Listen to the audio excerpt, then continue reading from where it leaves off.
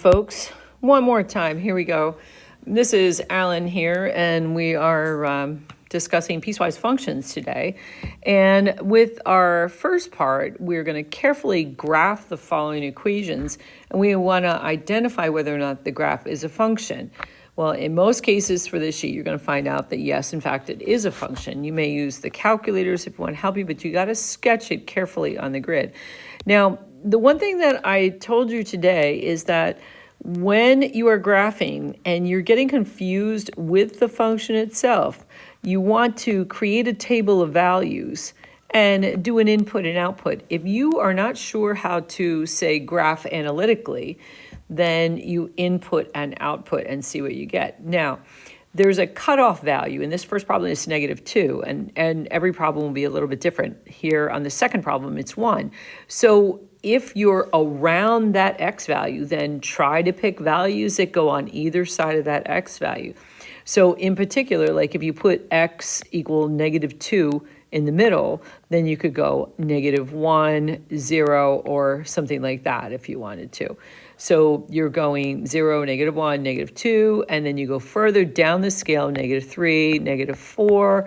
So if you're doing x values that are less than -2, oh, I'm sorry, you're going to do the values -2, -3, -4. But if you're doing values that are here, let me say, here's the middle of it, middle of the graph, then you'll use -1 and 0 for the upper half. Okay, now there are more points that you put on the graph. You can see you have f of 3, for instance, and you get 18. You can see that is off the graph completely.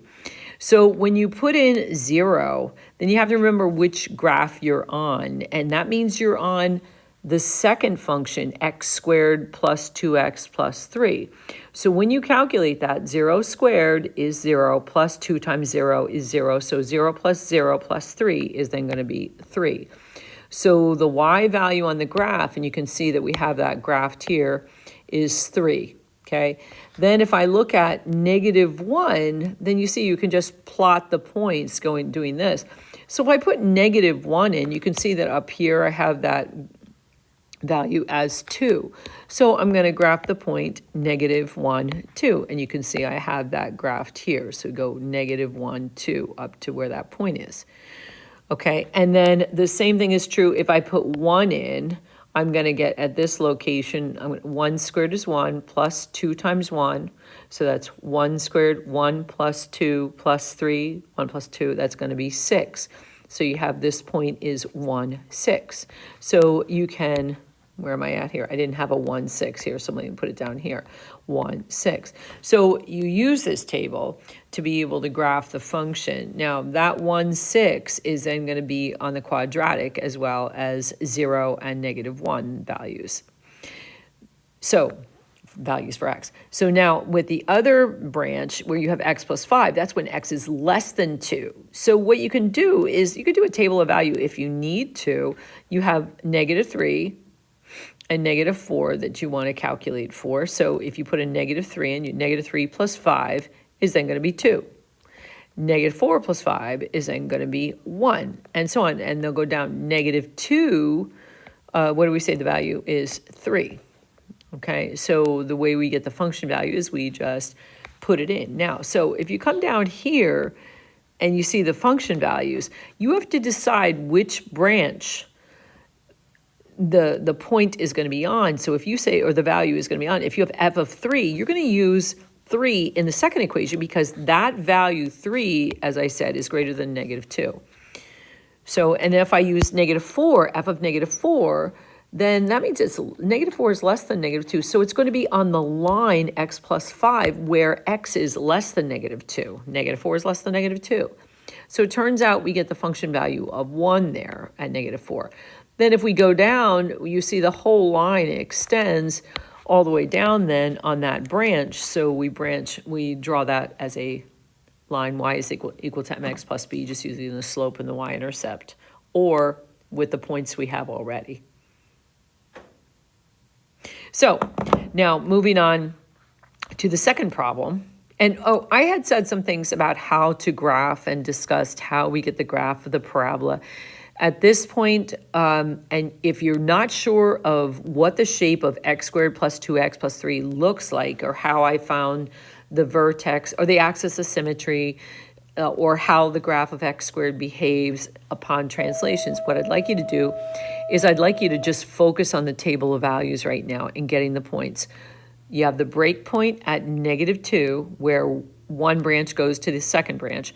But then what I want you to do is just consider inputting the x values into the proper branch of the function. And this one is, yes, it's a function because it passes the vertical line test.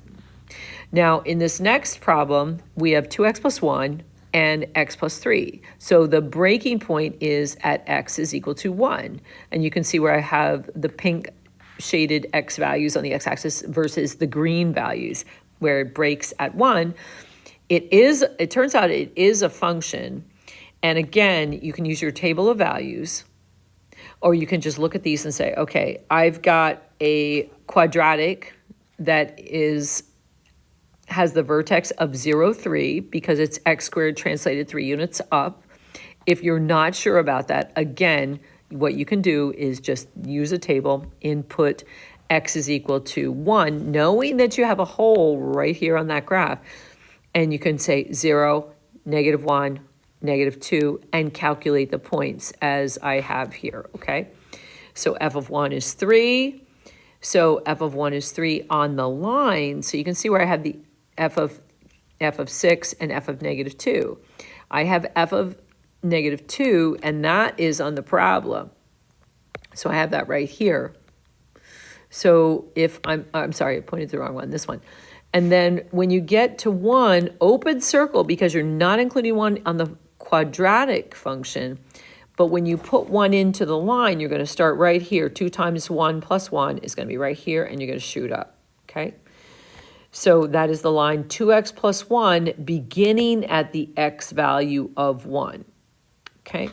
So I was going to move these points up here and put them along the x-axis. So, okay. Alrighty then. So yes, it is a function because it passes the vertical line test. We have an open circle at 1.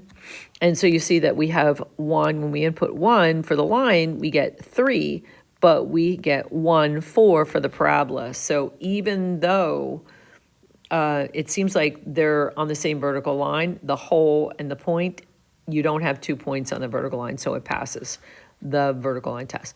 All right, so for this one, we go ahead and we mark off from x is less than 2, x is greater than 2.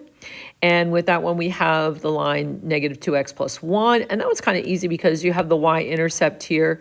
You have that y-intercept, and you're able to just go ahead and draw the line, but you stop at 2, right? So when x is less than or equal to 2, boom, we have that line. The pink values are x's that are less than 2. X is greater than 2, then we have the line 5x minus 4. And you might think, well, how do we graph that? Well, you can actually just take the value 2 and input it into 5x minus 4, and you could say 5 times 2, 10, minus 4 is 6. So you're going to start your function here, and know that you could really just go up 5 and over 1 and estimate it just to draw this little part of the graph, because you're off the graph at that point, off the grid. Okay, so we have, yes, it turns out this is a function because it passed the vertical line test. Both of these branches are functions, and the whole thing together is a function because it passes the test.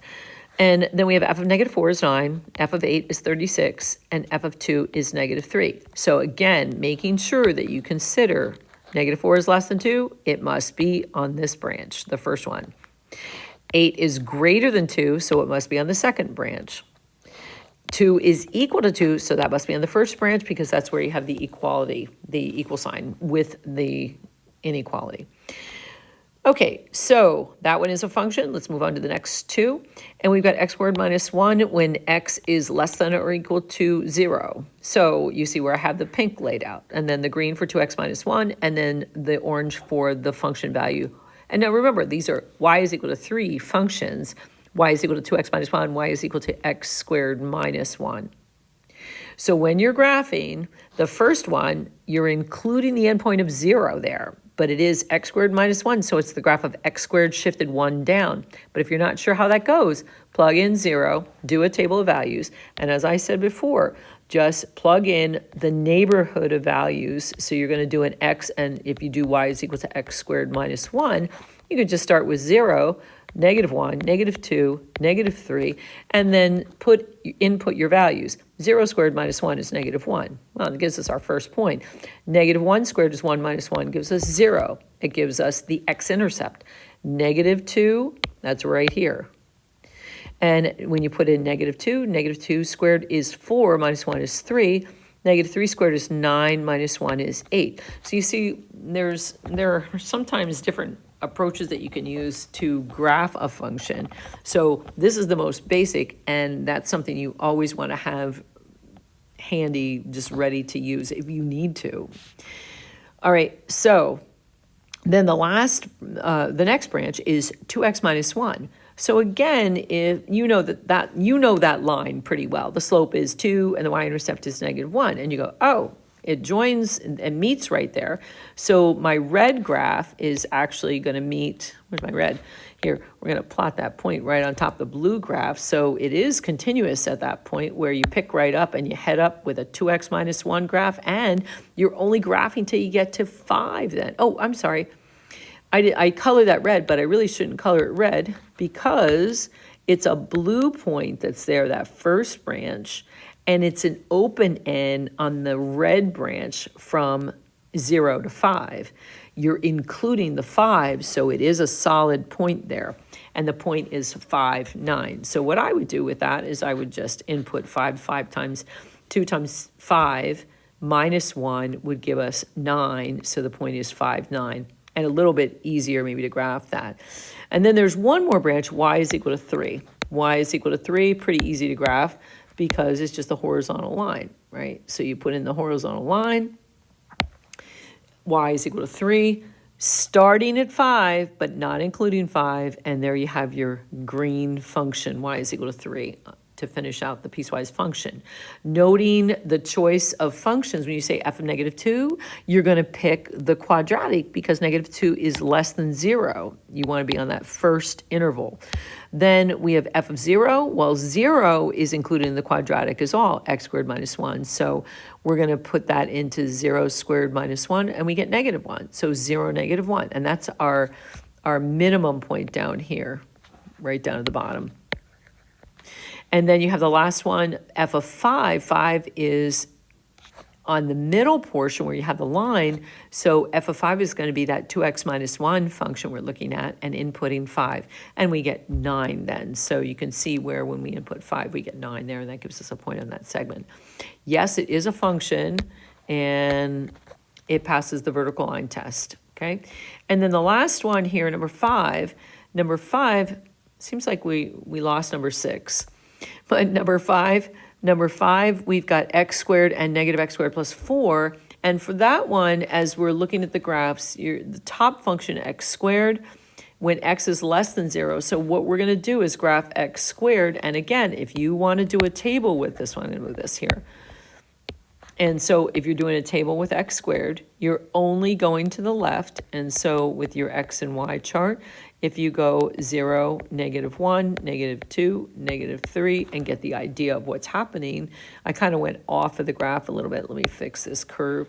So I have my points right, -1, 1. Oh, sorry. We have 0, 0. We have -1, 1, -2, 4, -3, 9. So you're just going to take your x value and you're going to square it. And remember, when you square negative, it becomes a positive. So, and you have to sometimes watch out when you put it into a calculator or something that you don't do this versus -3 squared like so. Sometimes the calculators are your best friends, and other time you have to, it's our operator error, so it kind of causes problems. So be careful to put the parentheses around if you're using a calculator with them. And that comes up with the second function as well. That gives us the first branch there. And then when we move to the second branch, you can see this green function. We're going to start off at 0 again. And you could do the same thing. You could say, all right, well, this is then 0. Oh, sorry. we start off at x is equal to 0, you can build a table and you can say, all right, well, maybe I can't graph this analytically, or I'm not sure what to do with it. But if you remember that this is the graph of x squared flipped about the x-axis, so it reflects about the x-axis, and then you translate the graph 4 units up.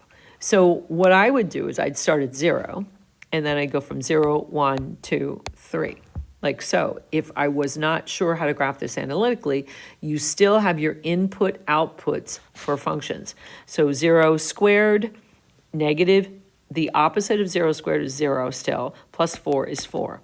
The opposite of 1 squared is negative 1, plus 4 is going to be 3. The opposite of 2 squared is 4, negative 4, plus 4 is 0.